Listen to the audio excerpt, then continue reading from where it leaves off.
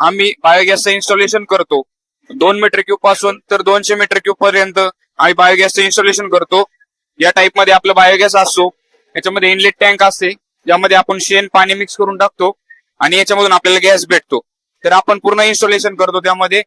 पूर्ण कुठेही इंडियामध्ये आपल्याला जर बसवायचं असेल तर आपण पूर्ण त्याच्यामध्ये इन्स्टॉलेशन करून देतो त्याच्यामध्ये. आणि त्याचप्रमाणे जे बायोगॅस पासून वेस्ट मटेरियल बाहेर निघतं त्याचं आपण एक फॉस्फेट रिच ऑर्गॅनिक मॅन्युअर बनवतो, जे की आपण डीएपी ला पर्याय म्हणून वापरू शकतो, डीएपी एमओपी ला पर्याय म्हणून वापरू शकतो. याच्यामध्ये रॉक फॉस्फेट आणि पूर्ण शेणखत आहे. हे या हे असं दिसतंय आपल्याला. आणि त्याच्यापासून आपण हे स्लरी पण बनवतो, जे मटेरियल बाहेर निघतं हे तुम्ही पाहू शकता. जे आपण शेण आणि गोमूत्र एकत्र असतं त्याला आपण या सॉलिड आणि लिक्विड सेपरेटर मध्ये आपण सेपरेट करतो.